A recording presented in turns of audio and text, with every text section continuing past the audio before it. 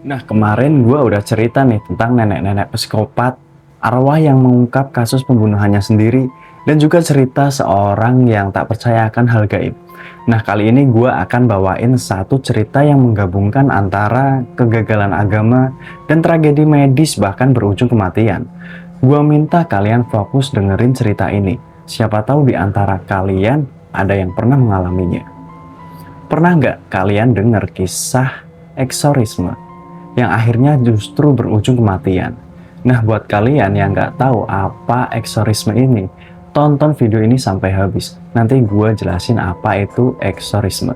Ini bukan kisah film horor, tapi ini cerita nyata tentang seorang gadis muda asal Jerman yang meninggal mengenaskan setelah menjalani 67 ritual pengusiran setan. Namanya Annelies Michel, dan kisahnya setelah pesan berikut ini.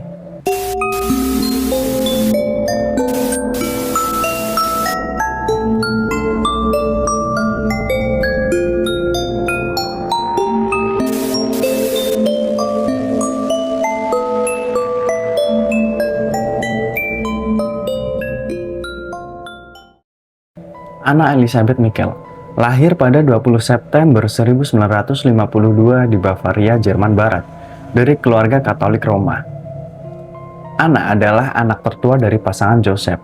Dia sangat religius dan selalu menghadiri misa 2 kali seminggu. Ketika Anna berusia 16 tahun, tiba-tiba dia mengalami kejang parah dan pingsan di sekolah.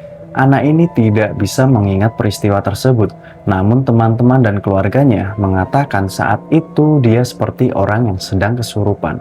Selang 1 tahun kemudian, anak ini kembali mengalami kejadian serupa. Kali ini ketika bangun tidur, seluruh badannya bergetar tak terkendali dan bahkan dia juga sampai mengompol. Kemudian orang tuanya membawa Anna ke seorang dokter ahli saraf.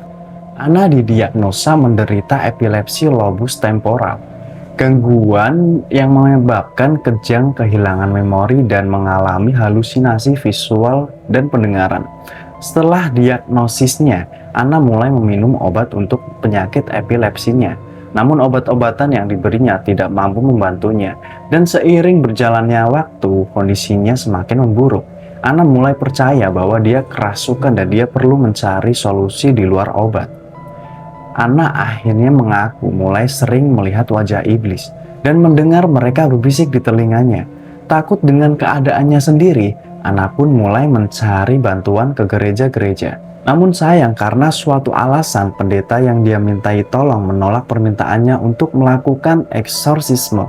Mereka mengatakan mereka memerlukan izin uskup dan malah menyuruh Anna mencari bantuan medis. Delusi Anna pun semakin menjadi dan jauh lebih ekstrim. Anna mulai sering merobek pakaian dari tubuhnya secara kompulsif, melakukan 400 kali squat, merangkak di bawah meja, dan menggonggong seperti anjing selama 2 hari. Dia juga memakan laba-laba dan batu bara, menggigit kepala burung hingga mati, lalu menjilat air seninya sendiri. Setelah mencari kemana-mana, akhirnya dia dan ibunya menemukan seorang pendeta yang bersedia membantu. Setelah persetujuan uskup atas eksorsisme ini, pendeta ini melakukan 67 eksorsisme yang berlangsung hingga 4 jam.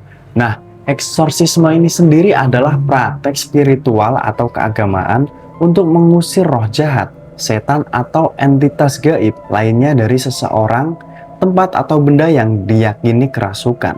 Nah, melalui sesi eksorsisme ini, Anna mengungkapkan bahwa dia percaya dia dirasuki oleh 6 iblis, yaitu Lucifer, Cain, Yudas, Iskarot, Adolf Hitler, Nero, dan Fleischmann.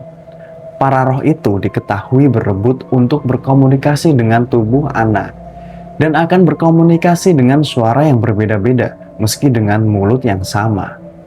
Selama 10 bulan, Anna dikurung di kamarnya agar pendeta dapat melakukan ritual pengusiran setan dengan tenang dan rahasia. Nah, pada saat itu juga orang tua Anna berhenti berkonsultasi dengan dokter atas permintaan Anna dan hanya mengandalkan eksorsisme itu. Semakin lama tubuh Anna semakin melemah. Dia juga menolak untuk makan dan minum. Hingga pada 1 Juli 1976, akhirnya Anna ditemukan meninggal di kamarnya. Laporan otopsi menyatakan penyebab kematiannya adalah kekurangan gizi dan dehidrasi.